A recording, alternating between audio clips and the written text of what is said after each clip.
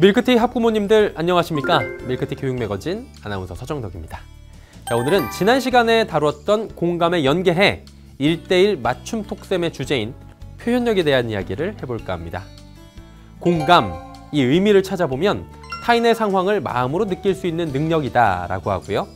그리고 그 생각과 느낌을 언어나 또 몸짓으로 나타내는 능력을 표현력이라고 합니다. 그래서 마음으로 느끼고 표현해야 사람들 사이에서 소통하고 공감받을 수 있게 되는 거겠죠. 자, 이렇듯 공감과 표현력은 서로 관계가 깊습니다. 상대방을 깊이 공감하고 표현한 것이 진정한 소통으로 또 이어집니다. 그렇다면 우리 아이들 표현력을 키우는 방법, 과연 어떤 것들이 있을까요? 첫 번째, 자신의 감정을 잘 표현하는 것입니다.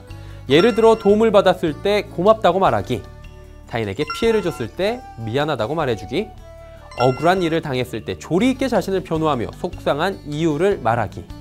이렇듯 당연한 일 같지만 살다 보면 자신의 감정을 솔직하게 표현하지 못할 때가 많습니다. 바로 자기 표현력은 타인과 소통하는 첫 번째 출구입니다. 전문가들은 제대로 소통할 줄 아는 사람은 그렇지 못한 사람보다 자신감이 넘치고 긍정적이기 때문에 행복하게 살아갈 수 있다고 말을 합니다. 자기 표현력은 쉽게 말해서 자신의 감정을 표현하는 것입니다. 그렇다고 말을 잘하는 아이, 감정이 풍부한 아이가 다 자기 표현력이 좋은 아이는 또 아닐 겁니다. 자기 표현력에 있어서 가장 중요한 것은 자신의 감정을 잘, 또 제대로 표현할 줄 아는 것이기 때문입니다. 두 번째, 부모가 아이의 감정을 잘 듣고 표현어를 써주는 것입니다. 언어는 크게 참조어와 표현어, 이렇게 두 가지로 나눠볼 수 있습니다. 참조어는 리모컨, 액자 등 사물의 명칭을 말하고, 표현어는 슬퍼, 억울해, 당황스러워 등 기술하는 언어를 뜻합니다.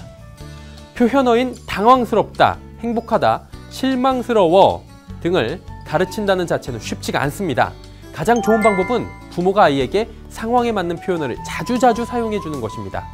아이의 감정을 잘 읽어내고 아이에게 창피해서 화가 났구나, 또 넘어져서 부끄러웠었구나 라는 식으로 감정에 대해 자주 표현을 해준다면 아이는 그 상황에 따른 자신의 감정과 또 부모가 말하는 표현어를 연관짓게 되고요.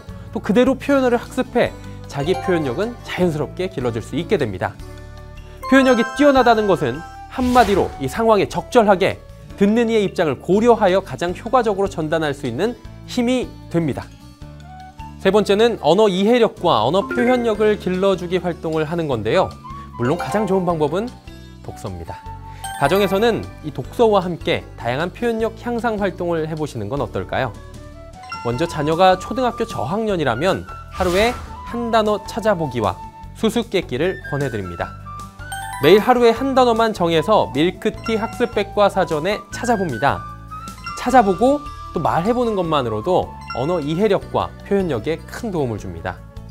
그리고 수수께끼는 서로 간의 지적 능력과 상상력을 개발하는 교육적 의미와 더불어 즐거운 놀이로서 자연스럽게 언어 표현력도 길러주게 됩니다.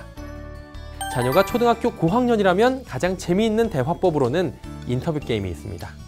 질문을 던지고 또 대답하는 식의 재미있는 대화법을 유도해 남들 앞에서 내 의견을 조리 있게 설명하고 또 논리적으로 대화하다 보면 자연스럽게 표현력이 늘 수 있게 됩니다. 아이가 최근 관심 있어 하는 주제에 대해 정하고 자료도 찾아보게 한 뒤에 부모님과 인터뷰 게임을 해보는 것을 권해드립니다. 마지막으로 아이의 표현을 최대한 경청하고 인정해 줘야 합니다. 경청은 아무리 강조해도 지나치지 않습니다. 부모님이 먼저 경청하는 자세를 취해 주시고 피드백 역시 부정의 언어보다는 긍정의 언어를 사용하는 것이 좋겠죠.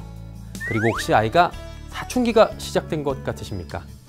혹시나 대화를 자꾸 피하려고 한다고요? 자, 그렇다면 더욱더 긍정의 질문으로 이야기를 나누고 아이가 자신의 감정을 표현하도록 해보시길 바랍니다.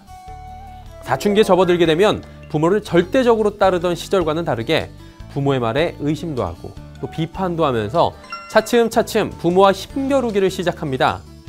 부모의 말을 무조건 따라야 한다고 명령하지 마시고요. 자녀를 하나의 독립된 인격체로 인정하고 또 존중하는 태도를 보이며 아이처럼 취급하는 일은 금해야 합니다.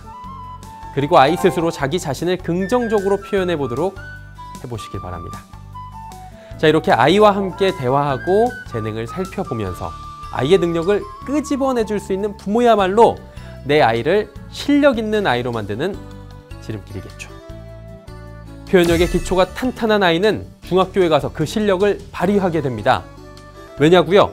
중학교에서는 시, 소설, 그리고 문학 등의 다양한 문학 장르를 접하게 되면서 표현력을 요하는 국어 활동이 많아지게 됩니다. 또한 논술과 서술형에서도 이러한 표현력은 기본적인 능력이 되어줍니다.